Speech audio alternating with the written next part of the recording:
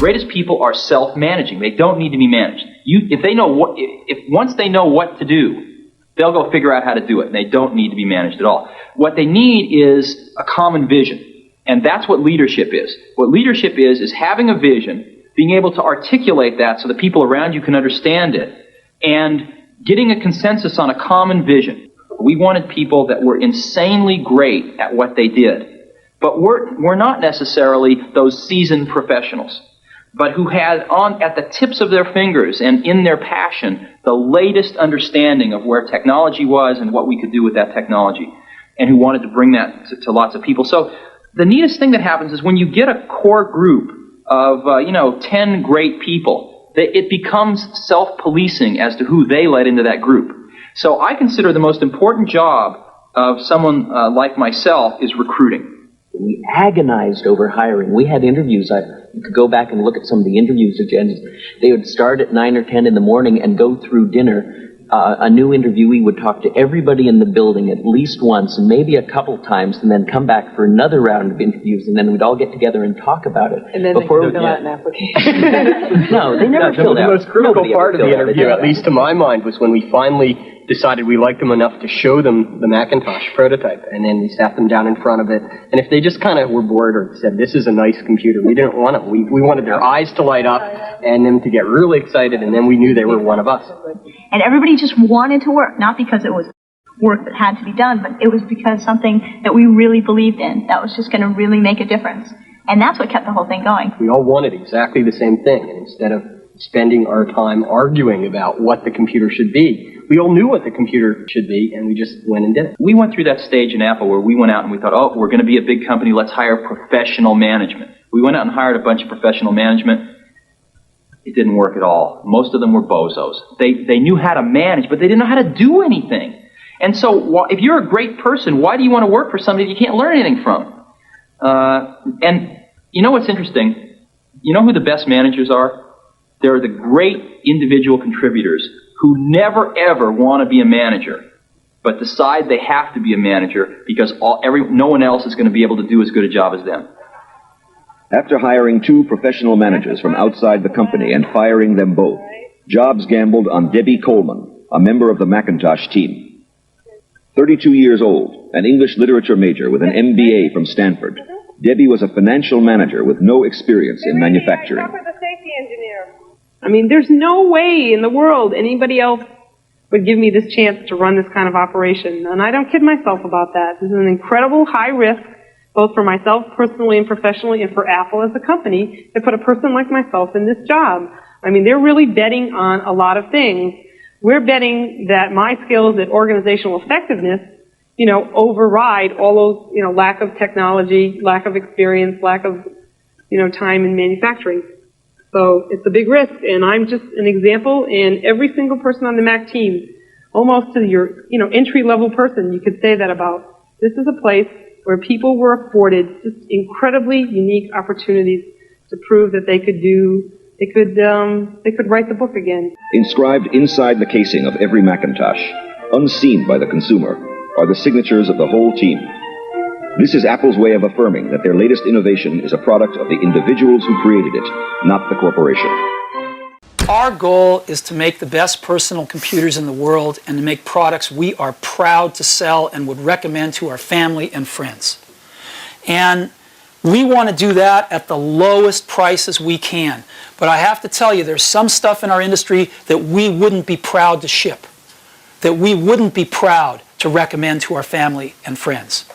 And we can't do it. We just can't ship junk. So there are thresholds that we can't cross because of who we are. But we want to make the best personal computers in the industry.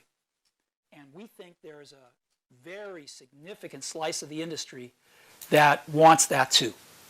And what you'll find is our products are usually not premium priced. You go and price out our competitors' products, and you add the features that you have to add to make them useful, and you'll find in some cases they are more expensive than our products. The difference is we don't offer stripped down, lousy products. We just don't offer categories of products like that. But if you move those aside and compare us with our competitors, I think we compare pretty favorably. And a lot of people have been doing that and saying that now for the last 18 months. People say you have to have a lot of passion for what you're doing, and it's totally true. And the reason is because it's so hard that if you don't, any rational person would give up.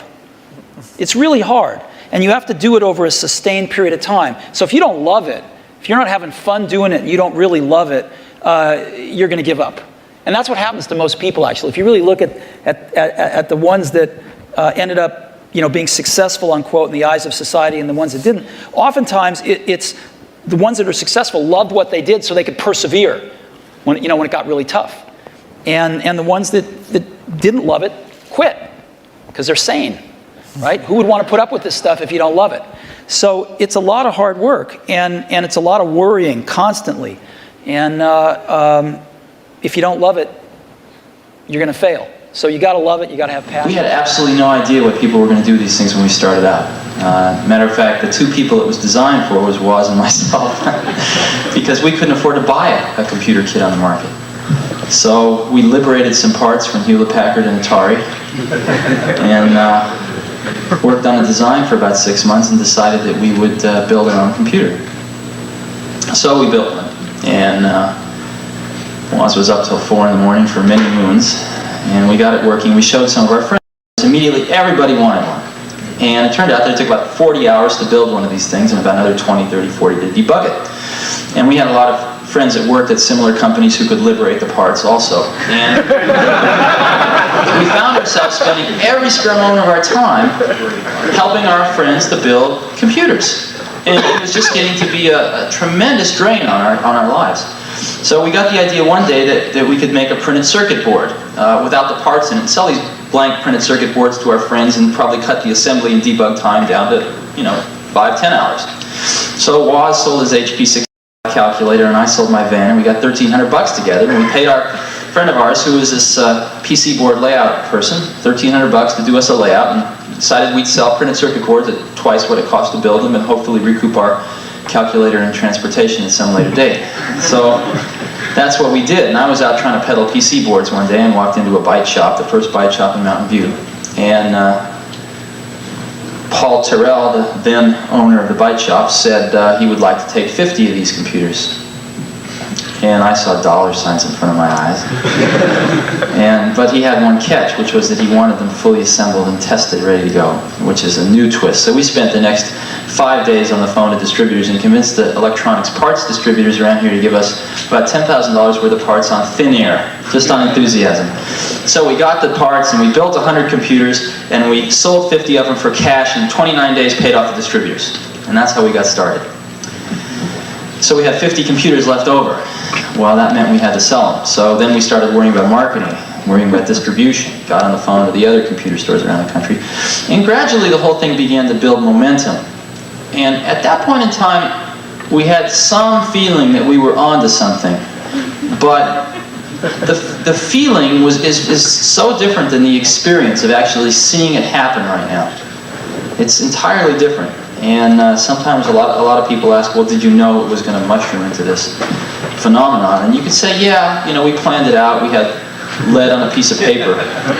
But it's different than the experience of seeing 500 people working at Apple Computer. It's very different than the experience of seeing a 5-year-old kid who really understands the tool that he's got in front of him. When you grow up, you tend to get told that the world is the way it is, and your life is just to live your life inside the world, try not to bash into the walls too much, try to have a nice family life, have fun, save a little money. But life, that's a very limited life. Life can be much broader once you discover one simple fact, and that is everything around you that you call life was made up by people that were no smarter than you. And you can change it. You can influence it. You can build your own things that other people can use. And the minute that you understand that you can poke life and actually something will, if you push in, something will pop out the other side, that you can change it, you can mold it, that's maybe the most important thing. is to shake off this erroneous notion that life is there and you're just going to live in it, versus embrace it, change it, improve it, make your mark upon it. I think that's very important. And however you learn that, once you learn it, you'll want to change life and make it better, because it's kind of messed up in a lot of ways. Once you learn that, you'll never be the same again.